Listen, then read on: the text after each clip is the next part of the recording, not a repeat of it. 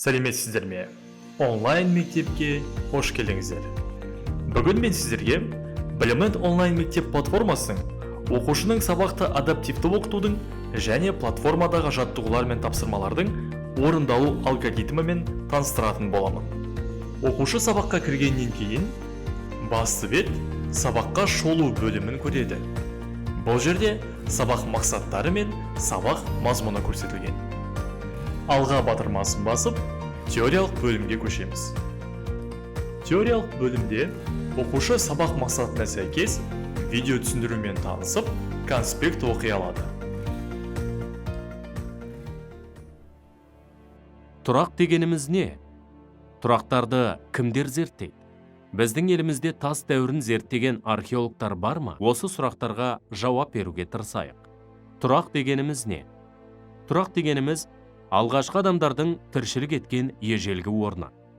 Қазақстан жерінде ежелгі адамдардың қаңқа сүйектері табылмаған, тек еңбек құралдары мен тұрақтары табылды. Тұрақтарды тарихшы археолог мамандар зерттейді. Оқушы теориялық бөліммен мұқият танысқаннан кейін алға батырмасын басып, жаттығуларға көшуге болады.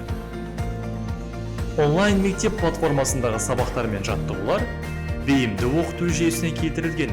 Әрбір сабақтағы жаттығулардың саны 27-ге дейін, ал бастауыш сыныптардағы жаттығулар саны 18-ге дейін жетеді.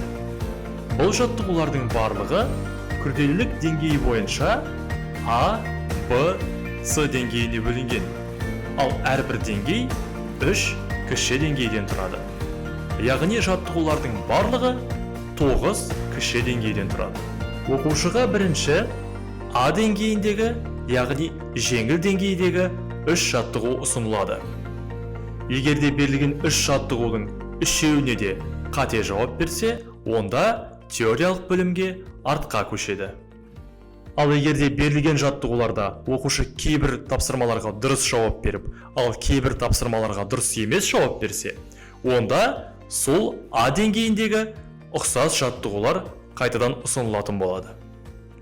Келесі Б деңгейіне көшу үшін оқушы А деңгейіндегі кем дегенде 3 тапсырманы дұрыс орындауы тиіс. Қате орындаған тапсырмаларда оқушыға тапсырманың дұрыс жауабымен және шешу жолы көрсетіледі. Яғни платформада қатемен жұмыс жасау мүмкіндігі бар. А деңгейінде оқушы орындаған тапсырмаларына байланысты 21 балдан 50 балға дейін жинай алады. Бір тапсырманы қате, ал 3 тапсырманы дұрыс орындап, біз күрделігі жағынан орташа деңгей, келесі Б деңгейіне көшеміз. Б деңгейіндегі жаттығулар саны оқушының А деңгейіндегі тапсырмаларды дұрыс немесе дұрыс емес орындауына байланысты болады.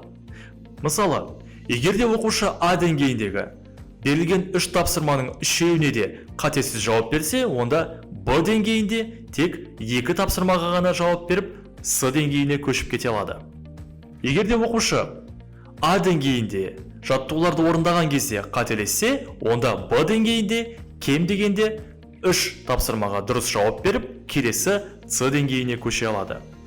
Ал егерде оқушы Б деңгейіндегі берілген тапсырмалардың ешқайсысына дұрыс жауап бере алмаса, онда кем дегенде 50 балл ала алады. Жалпы Б деңгейінде оқушы 50 балдан 80 балға дейін жинай алады.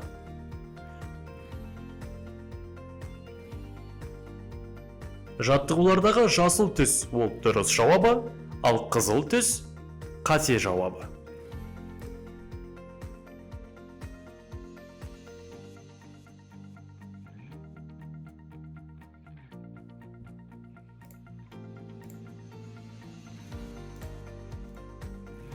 Біз Б деңгейіндегі бір тапсырманы қате орындап, және 3 тапсырманы дұрыс орындап, келесі күрделі С деңгейіне көштік. С деңгейінде тапсырмалардың дұрыс немесе қате орындауына байланысты оқушы 81 балдан 100 балға дейін жинай алады.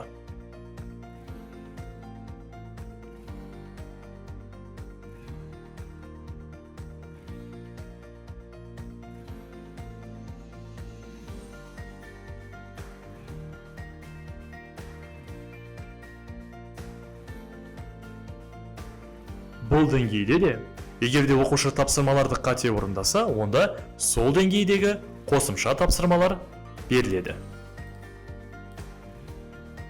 Оқушы практикалық бөлімді аяқтағаннан кейін сабақ қорытындысына көшеді. Бұл жерде әрбір бөлім бойынша тапсырмалардың дұрыс немесе қате орындалуы және қате орындалған тапсырмаларға қанша әрекет жұмсалғанын көруге болады.